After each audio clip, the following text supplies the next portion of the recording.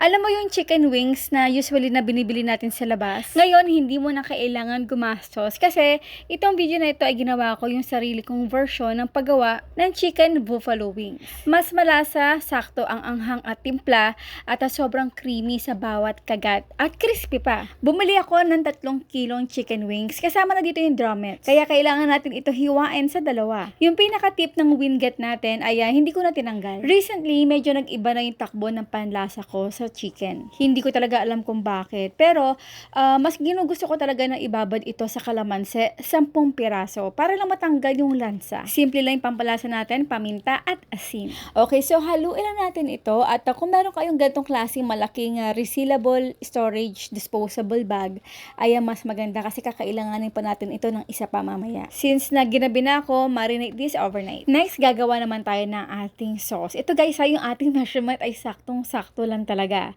So, 100 grams ng unsalted butter, 1 teaspoon garlic powder, 200 grams ng tomato sauce, at 200 grams ng barbecue sauce. At yung spicy sauce na gagamitin natin dito, syempre, ang sriracha. Pero guys, be careful kasi napaka-deceiving ng ating spicy sauce. Kasi pagkatikim ninyo at lagay ko yung nalagay, hindi nyo talaga mafe-feel or malalasahan agad-agad yung pagka-spiciness ito or anghang immediately. Para sa akin, meron itong aftertaste effect, meaning mga ilang segundo or ilang minuto, tsaka nyo palang mararanasan yung tama ng anghang nito. Kaya mga 3 to 4 tablespoon, okay na yun. I-simmer lang natin ito for 7 minutes. Next, syempre, hindi na to sekreto. Para talagang mas tumagal pa yung crispiness ng coating ng ating chicken, ay pinag-combine ko yung cornstarch at yung harina.